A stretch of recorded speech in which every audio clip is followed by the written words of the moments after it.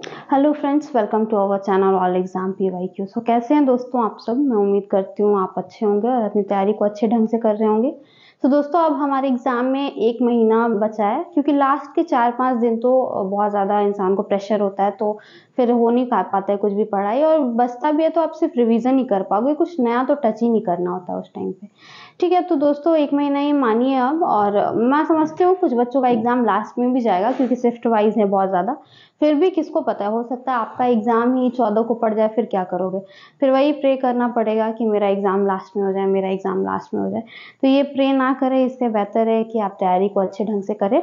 तो दोस्तों हम प्रीवियस ईयर कर रहे थे, मैं आपको कंप्यूटर का करा रही हूँ, आप सब जानते हैं। तो बस अब हम बहुत जल्दी कंप्लीट कर लेंगे। मैं देख रही हूँ अगर नहीं कंप्लीट हो पाएगा तो जल्दी से मैं अब 1-2 प्रीवियस ईयर के मैराथन करा के देन आपका टॉपिक वाइज स्टार्ट कर दूंगी। अगर आपने प्रीवियस ईयर कर लिया है दोस्तों, तो टॉपिक वाइज थोड़ा थोड़ा भी कर लोगे ना, तो कोई दिक्कत की बात नहीं है। जिन्होंने 20 में एग्जाम दिया था, आप उनसे पूछना, उन्होंने टॉपिक वाइज तो पढ़ा था, पर उन्हें पता ही नहीं था कि क्वेश्चन कैसे पूछे जाएंगे। बस फिर वो शॉर्टकट रट करके चले जाओ, या फिर कितना जूम होता है, जूम मिनिमम, जूम मैक्सिमम, आप रट के चले जाओ, वहाँ कुछ और ही आता है। इसलिए क्वेश्चन कैसे पूछे जाते हैं ये जानना बहुत ज़रूरी है। तो इसलिए चलिए आइए हम करते हैं। चलिए देखते हैं हम। हमारा पहला क्वेश्चन आप सबके सामने है। क्वेश्चन क्या दिया हुआ है कि MS वर्ड में पहले से मौजूद डॉक्यूमेंट फाइल, डॉक का मतलब होता है डॉक्यूमेंट फाइल, को खोलने के लिए निम्नलिखित में से किस कीबोर्ड शॉर्टकट का उपयोग किया जाता है।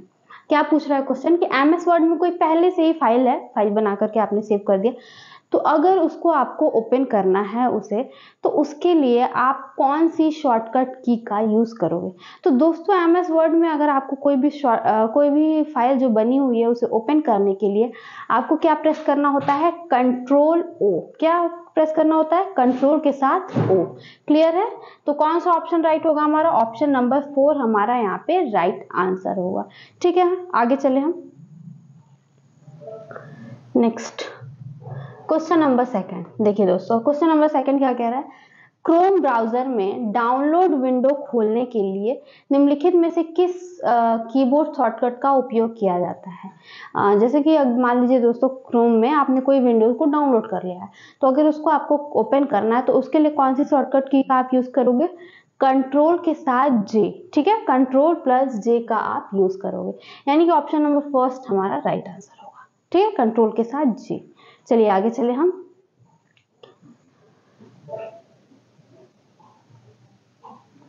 क्वेश्चन नंबर 3 क्या पूछ रहा है, WW यानी कि वर्ल्ड वाइड वेब का आविष्कार किसने किया था। WWW का आविष्कार किसने किया था दोस्तों, तो इसका आविष्कार किया गया था, WWW का आविष्कार किया था टिम बर्नर्स-ली ने। ठीक है, किसने किया था, टिम बर्नर्स-ली ने।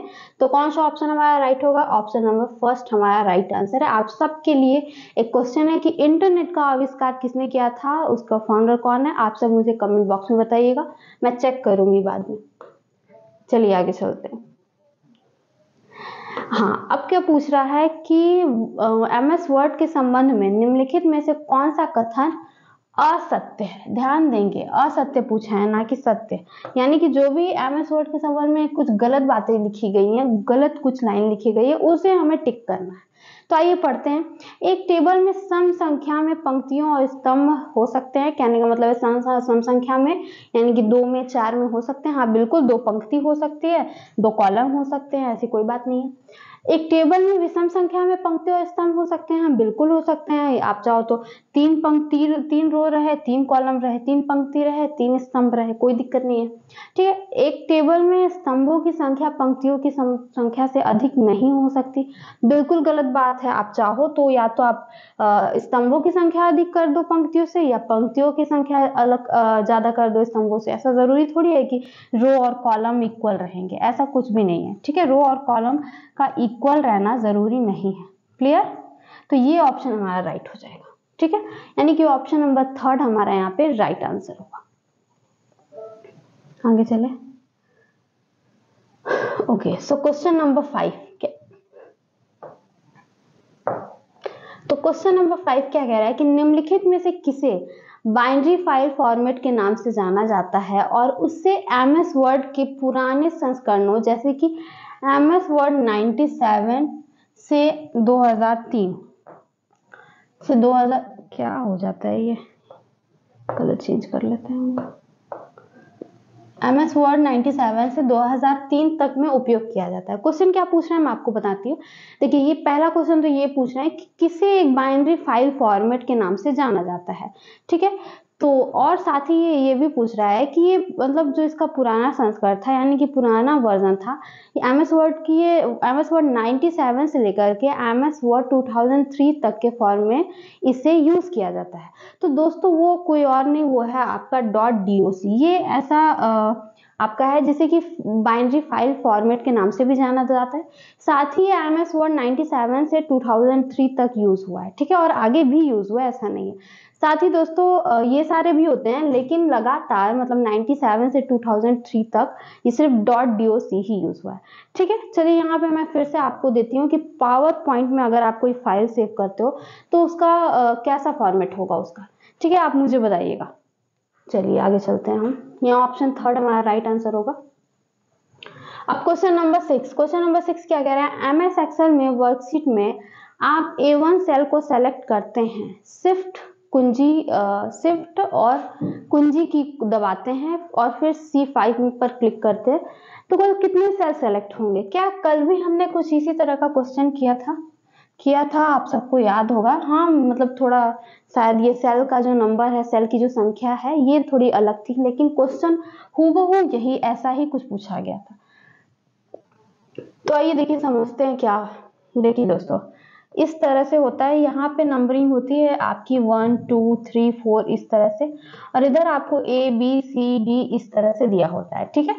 तो अब क्या पूछ रहा है कि अब ये जो सेल बना इसे हम कहते हैं A1, ठीक है, इसे हम कहते हैं B1, इसे कहते हैं C1। उसी तरह से आगे भी होता है पर हम थोड़ा छोटा लेंगे, हमें समझना है। फिर ये हो जाएगा A2, इस तरह से A3 है ना, इस तरह से। अच्छा C5 बोला है तो चलिए हम 4 को गायब करके समझते हैं कि ये हमारा C5 है, ठीक है। तो अब चलिए हम समझ लेते हैं कि ये हमारा, अच्छा रुकिए हम एक कुछ नया ले लेते हैं, पूरा अच्छे से समझते हैं, चलिए ठीक है दोस्तों।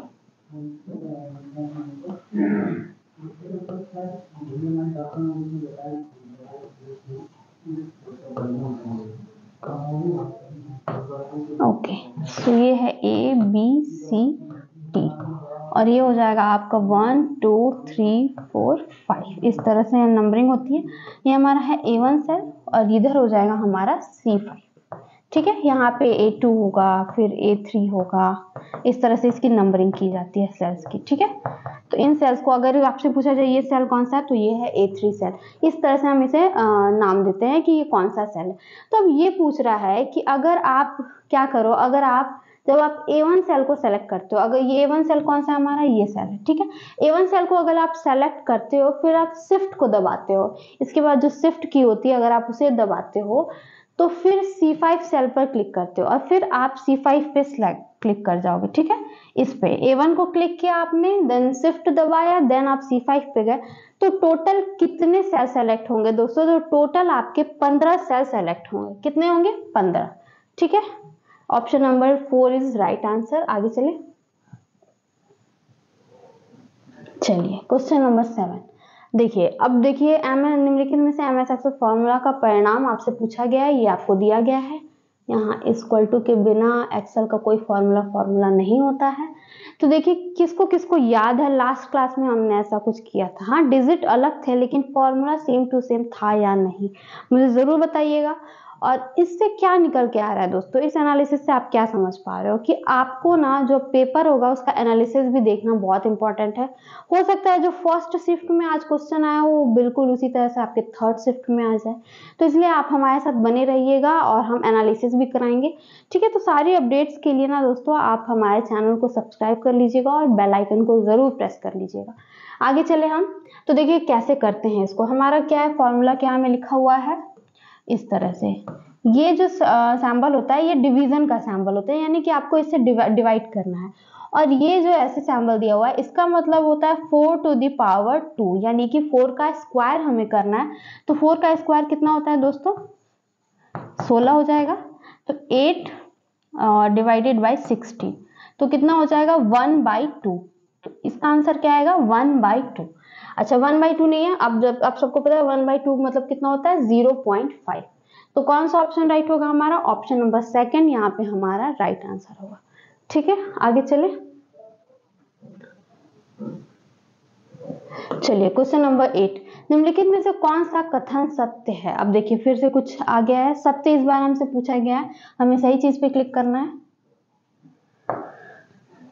देखिए अब क्या कह रहा है, एक ईमेल आईडी हमेशा अद्वितीय होती है। अद्वितीय का मतलब दोस्तों कि जो एक ईमेल आईडी आपके पास है वो दूसरी किसी के पास नहीं होती है। जब भी आप बनाते होगे आप देखते होगे कि आपको हमेशा अक्सर दे देता होगा कि ऐसी ईमेल आईडी पहले भी एग्जिस्ट कर रही है।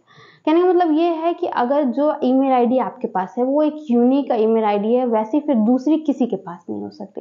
ठीक है, तो ये ऑप्शन में हमारा बिल्कुल राइट है, हमें आगे पढ़ने की जरूरत ही नहीं है, हमारा फर्स्ट ऑप्शन ही राइट हो जाएगा। क्लियर, आगे बढ़े हम।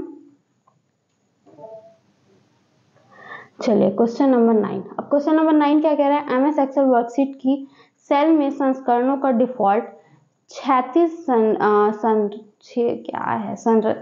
संरेखण, ठीक संरेखण हॉरिजॉन्टल अलाइनमेंट क्या होता है?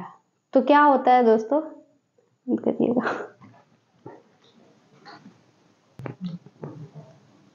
So question number 9 guys, question number 9 क्या कह रहा है, एमएस एक्सेल वर्कशीट की सेल में संख्याओं का डिफॉल्ट 36 संरेखण यानी कि हॉरिजॉन्टल अलाइनमेंट क्या होता है? तो ऑप्शन क्या क्या है, सेंटर, लेफ्ट, राइट, जस्टिफाई। तो दोस्तों जो 36 संरेखण होता है ना, यानी कि जो हॉरिजॉन्टल अलाइनमेंट होता है वो आपकी राइट साइड में रहता है। किधर रहता है? आपकी राइट साइड में। ठीक है, तो कौन सा ऑप्शन राइट होगा हमारा? ऑप्शन नंबर 3 हमारा राइट आंसर होगा। आगे चले। चलिए क्वेश्चन नंबर 10 क्या कह रहा है, निम्नलिखित में से कौन सा कथन सत्य है? सत्य पूछा गया है, असत्य नहीं पूछा गया, ध्यान देने हैं। क्या पूछ रहा है, एमएस वर्ड में 18 पॉइंट फॉन्ट साइज लगभग 0.5 इंच के बराबर होती है। नहीं, ऐसा कुछ एग्जैक्ट नहीं होता है।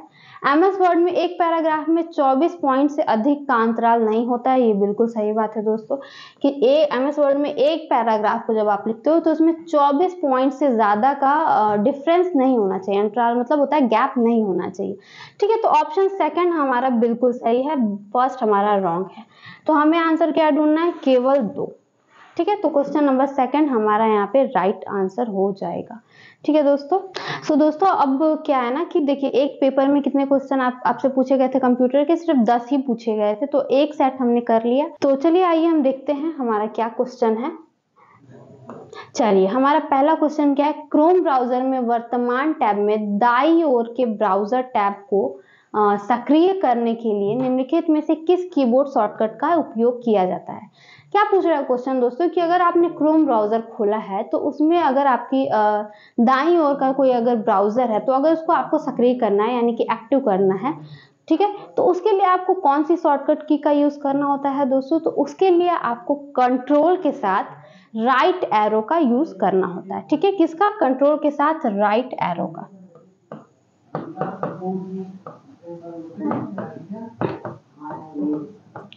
दोस्तों जो पढ़ने वाले बच्चे हैं ना, उनका हिंदी मीडियम वाले बच्चों की संख्या ज़्यादा है, मेजॉरिटी उनकी ज़्यादा है, इसलिए मैं हिंदी में ले रही हूँ। बट कंप्यूटर तो इंग्लिश में ही करने लायक है, नहीं तो फिर आपको इसी तरह का देखने को मिलेगा, संरेखण और राइट एरो देख सकते हो आप। पर चलिए मैं कोशिश करूंगी कि अब जो आपका पीपीटी बने, थोड़ा अभी जो हमारे पीपीटी बनाते हैं थोड़ा व्यस्त थे तो इसलिए मैंने उनसे बोला नहीं, बट अभी अब से आपको जो मिलेगा ना, या फिर जब मैं टॉपिक वाइज कराऊंगी तो हिंदी इंग्लिश दोनों में कराऊंगी, जिससे आपको कोई प्रॉब्लम ना हो। ठीक है, चलिए क्वेश्चन नंबर 2 क्या कह रहा है कि बताएं कि एमएस वर्ड के संबंध में निम्नलिखित कथन सत्य है या असत्य। ठीक है, तो चलिए देखते हैं कि क्या है। क्या बोल रहा है, जब आप एमएस वर्ड में एक नई फाइल खोलते हैं तो डिफॉल्ट रूप से उसमें लैंडस्केप ओरिएंटेशन होता है। हाँ ये बात सही है गाइस, जब आप खोलोगे ना एमएस वर्ड तो बाय डिफॉल्ट, वो तो बाद में आप उसे लैंडस्केप करो या पोर्ट्रेट करो, ठीक है, लैंडस्केप आपका इस तरह का रहता है और पोर्ट्रेट आपका इस तरह का रहता है। तो जब भी आपने एमएस वर्ड खोला होगा आप देखा होगा कि इस तरह का कुछ आपको देखने को मिलता है, तो इसे हम लैंडस्केप कहते हैं। तो फर्स्ट तो हमारा सही है ओके। अब सेकंड क्या कह रहा है कि जब आप MS वर्ड में एक नई फाइल खोलते हो तो डिफॉल्ट रूप से उसमें पोर्ट्रेट ओरिएंटेशन आता है। तो अभी हमने पढ़ा कि ऐसा नहीं है, लैंडस्केप रहता है। दोनों में से तो एक ही रह सकता है ना, तो इसलिए फर्स्ट हमारा सही है और सेकंड गलत है। तो हमें कौन सा ढूंढना है, first is right and second is wrong. इस तरह का हमें ढूंढना है। आइए देखते हैं। तो हमारा ऑप्शन सेकंड है, ठीक है, सेकंड इज राइट आंसर। आगे चले हम। चलिए अब देखिए क्या कह रहा है कि डॉटेड डेसिमल नोटेशन में एक IP वर्जन 4 एड्रेस को ठीक डॉट सिंबल का उपयोग करके दर्शाया जाता है। तो तीन करके दर्शाया जाता है, ठीक है। ऑप्शन थर्ड राइट आंसर होगा। Question number 4। अब क्वेश्चन नंबर 4 क्या कह रहा है, एक MS वर्ड डॉक्यूमेंट में पैराग्राफ को इंडेंट करने के लिए, क्या कह रहा है, पैराग्राफ को इंडेंट करने के लिए निम्नलिखित में से किस कीबोर्ड शॉर्टकट का उपयोग किया जाता है। गाइस जैसे कि अगर MS वर्ड में आपने कुछ लिखा, सपोज करो आपने कुछ ऐसे मान लो कोई पैराग्राफ आपने लिखा, तो यहाँ से यहाँ तक आपने पैराग्राफ में लिखा, कई सारी लाइनें लिख दी।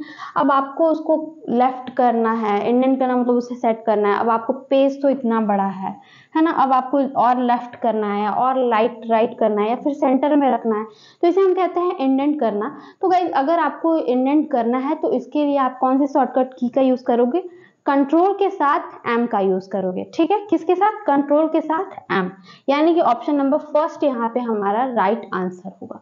क्लियर, आगे चले। चलो क्वेश्चन नंबर 5 आ जाते हैं। क्वेश्चन नंबर 5 क्या कह रहा है कि MS वर्ड के हाल के संस्करणों जैसे कि वर्ड 2016 होम मेन्यू के तहत एडिटिंग कमांड समूह के भाग के रूप में निम्नलिखित में से कौन सा दिखाई देता है। ठीक है दोस्तों, तो आइए हम फिर से एक बार क्वेश्चन को पढ़ लेते हैं और अच्छे समझने की कोशिश करते हैं। क्या कह रहा है, MS वर्ड के हाल के संस्करणों जैसे MS वर्ड 16 होम मेन्यू के MS वर्ड का कोई हाल का संस्करण, जैसे कि समझ लेते हैं वर्जन 16, MS वर्ड का वर्जन क्या है 16। अच्छा ऐसे ना बहुत ज्यादा ये मतलब ऐसे करते हैं, फिर बच्चों को लगता है ना कि हमें 16 भी पढ़ना होगा, 7 भी पढ़ना होगा, 97 भी पढ़ना होगा। तो गाइस ऐसा नहीं है, देखो वर्जन भले ही नए नए हो, लेकिन जो चीजें होती है ना, मतलब मैक्सिमम चीजें ना एक जैसी होती है। तो ये भटक के नहीं कि आप 2016 भी पढ़ लेना, 11 भी पढ़ लेना, 3 भी पढ़ लेना, फिर काफी टाइम लग जाएगा। आप एक ही सिर्फ और सिर्फ MS वर्ड पढ़ना। ये जो 16 वगैरह लिखते हैं ना, 16, 7, 97, ये सब, ये आपको सिर्फ भटकाने के लिए लिखते हैं। फिर यहीं पे या तो बच्चे क्वेश्चन को स्किप कर देते हैं या तो फिर कुछ ना कुछ गलत करके आ जाते हैं। तो बस याद रखना कि जो MS वर्ड में आपने जो पढ़ा है वही होगा सारे में, चाहे 16 हो या 3 हो, ठीक है। जिसमें कुछ अगर अलग रहेगा तो मैं आपको बता दूंगी कि किसमें क्या रहता है, बट अभी सब में मैक्सिमम में सेम रहता है। तो क्या बोल रहा है ये कि होम मेन्यू के तहत एडिटिंग कमांड समूह के भाग के रूप में, मतलब एडिटिंग जो कमांड रहता है, उसमें जो एक एडिटिंग का ऑप्शन रहता है, उसमें निम्नलिखित में से क्या एक दिखाई देता है, मतलब एडिटिंग में क्या दिखाई देता है। तो रिप्लेस फॉन्ट कलर, ये सब तो हमें नहीं दिखाई देता है। फॉर्मेट पेंटर, हाँ चेंज केस हमें दिखाई देता है दोस्तों। तो ऑप्शन नंबर 4 यहाँ पे हमारा राइट आंसर होगा, ठीक है। आगे चले। चलिए क्वेश्चन नंबर 6 क्या कह रहा है, MS वर्ड में निम्नलिखित में से कौन सा एक मान्य चेंज केस विकल्प नहीं है। जैसे अभी हमने पढ़ा ना एडिटिंग में चेंज केस होता है, तो चेंज केस में भी कई सारे होते हैं, कौन कौन से हो सकते हैं। तो ये पूछा है कि कौन सा एक चेंज केस विकल्प नहीं होता है। तो देखिए दोस्तों, लोअर होता है, अपर भी होता है और टॉगल भी होता है। चेंज केस मतलब दोस्तों जैसे आपने लिखा कि India is a country, India is a country, ठीक। तो अब देखिए मैंने कैसे लिखा है इसको, India is a country, first small लिखा, फर्स्ट कैपिटल लिखा है, बाकी स्मॉल लिखा है। अब मुझे सबको कैपिटल लेटर में लिखना है, सारा का सारा वर्ड। तो मैं क्या करूंगी, मैं कर दूंगी अपर केस। तो फिर क्या हो जाएगा, ऐसे आपको लिख जाएगा पूरा का पूरा बड़ा, इंडिया इज अ कंट्री, ठीक है, इस तरह से। तो और लोअर केस क्या होता है कि सारे के सारे स्मॉल हो जाएंगे उसमें, मतलब इंडिया इज अ कंट्री। और ये जो होता है इसे हम कहते हैं टॉगल केस, ठीक है। तो एक कौन सा नहीं होता है दोस्तों, तो इसमें एक ऐसा पास्कल केस ऐसा कुछ नहीं होता है, तो ऑप्शन यहाँ पे हमारा सेकंड ऑप्शन यहाँ पे हमारा राइट आंसर हो जाएगा। क्लियर, आगे चले हम क्वेश्चन नंबर 7। दोस्तों आप सब स्कोर क्या कर रहे हैं, आपका क्या स्कोर रह रहा है, आप जरूर मुझे कमेंट बॉक्स में बताइएगा। मैं फिर बोल रही हूँ, अगर आपको जो हम एक्सेल वाला जो फॉर्मूला का क्वेश्चन होता है अगर आप नहीं कर पा रहे हो तो कोई बात नहीं, आप मुझे आउट ऑफ 9 बताओ, लेकिन बताओ जरूर दोस्तों, ठीक है, कि 9 में से ही आप कितना स्कोर कर पा रहे हो। ठीक है, चलिए हम आगे चलते हैं। हमारा नेक्स्ट क्वेश्चन क्या है, निम्नलिखित में से कौन सा प्रोटोकॉल ईमेल मैसेज सर्वर की ओर पुश करता है। क्या कह रहा है कि जो ईमेल मैसेज है वो सर्वर की तरफ पुश करता है या सर्वर की तरफ भेजता है, तो वो होता है guys simple mail transfer protocol. मतलब कहने का कि वो प्रोटोकॉल जो आप किसी को अगर ईमेल मैसेज भेजते हो तो वो जो सर्वर है, सर्वर को मतलब जिसको आप भेज रहे हो उसकी तरफ कौन पुश करता है, तो वो SMTP करता है। इसका फुल फॉर्म होता है सिंपल मेल ट्रांसफर प्रोटोकॉल। ठीक है,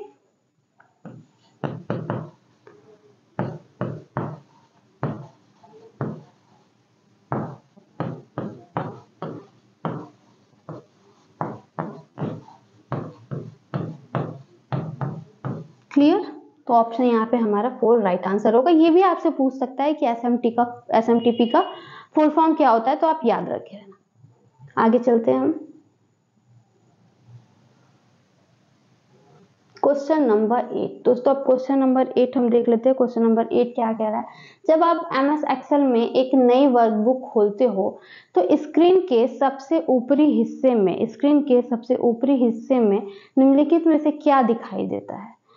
क्या बोल रहा है दोस्तों कि जब आप MS एक्सेल खोलते हो तो नई वर्कबुक खोलते हो, MS एक्सेल में अगर आप एक नई वर्कबुक खोल रहे हो, जिस MS एक्सेल पे जब आप काम करते हो ना, तो उस पे जिस पे हम काम करते हैं ना उसे हम वर्कबुक बोलते हैं। क्या बोलते हैं, वर्कबुक।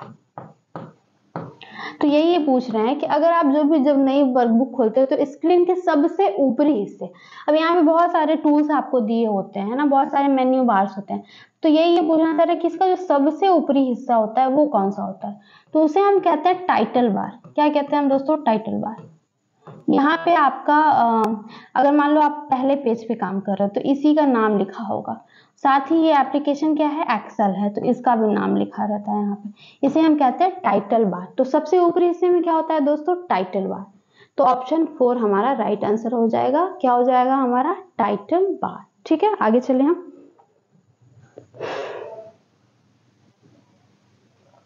Question number 9। अब क्वेश्चन नंबर 9 क्या कह रहा है, क्वेश्चन नंबर 9 क्या कह रहा है दोस्तों, ध्यान देंगे कि सेल A5 में एक फॉर्मूला इक्वल टू A3B4 दिया गया है। यदि सेल A5 को कॉपी करके E9 में पेस्ट किया जाए तो सेल E9 में फॉर्मूला क्या होगा। ठीक है, क्या कह रहा है दोस्तों कि अगर आप A5 में कोई फॉर्मूला लिख रहे हो A3B4, तो अगर आप यदि सेल A5 को आप कॉपी करोगे और E9 में पेस्ट करोगे तो E9 में फॉर्मूला क्या हो जाएगा, तो E9 में आपका फॉर्मूला हो जाएगा दोस्तों A3B4। जो आप कॉपी करोगे दोस्तों वही तो आप पेस्ट करोगे ना, तो ऑप्शन सेकंड यहाँ हमारा राइट आंसर होगा। Okay, question number 10। अब देखिए क्वेश्चन नंबर 10 क्या है, देखिए गाइज ये इसका तो मैं आंसर बता देती हूँ, बट इसको मुझे आपको डिटेली मतलब बताना पड़ेगा, क्योंकि इसके लिए फिर से हमें पूरा जाना पड़ेगा। इसका आंसर होता है 127। अच्छा, ये कौन कौन कर पाएगा, जो भी कर पाएंगे ना एक बार मुझे जरूर बताना कि आपका आंसर कितना आया था। बहरहाल हम इसे अच्छे से पढ़ेंगे। वो जो मैंने आपको एक और कराया था वो सिंपल था तो मैंने बता दिया, इसके लिए हमें पूरा करना पड़ेगा। तो आप डरने की बात नहीं है, हम आपको पूरा का पूरा टॉपिक वाइज कराएंगे। तो जब हम एक्सेल में हम कराएंगे तो पूरा का पूरा आपको बताएंगे फॉर्मूला क्या होता है, कैसे यूज होता है, साथ ही कितने तरह के आप फॉर्मूले का यूज कर सकते हो। ठीक है दोस्तों, तो बस जल्दी से हम अपना प्रीवियस ईयर कंप्लीट कर लेते हैं, देन टॉपिक वाइज स्टार्ट करेंगे। तो दोस्तों टॉपिक वाइज कब से स्टार्ट होगी, या फिर प्रीवियस ईयर का मैराथन कब होगा, जब आपका एग्जाम होगा तो एनालिसिस कब होगा, इन सब चीज़ों की जानकारी के लिए आप हमारे चैनल को सब्सक्राइब कर लीजिए, साथ ही बेल आइकन को भी प्रेस कर लीजिए, जिससे हर एक क्लास की अपडेट आपको मिलती रहेगी। ठीक है दोस्तों, तो चलिए मैं आपसे नेक्स्ट क्लास में मिलती हूँ। Thank you so much.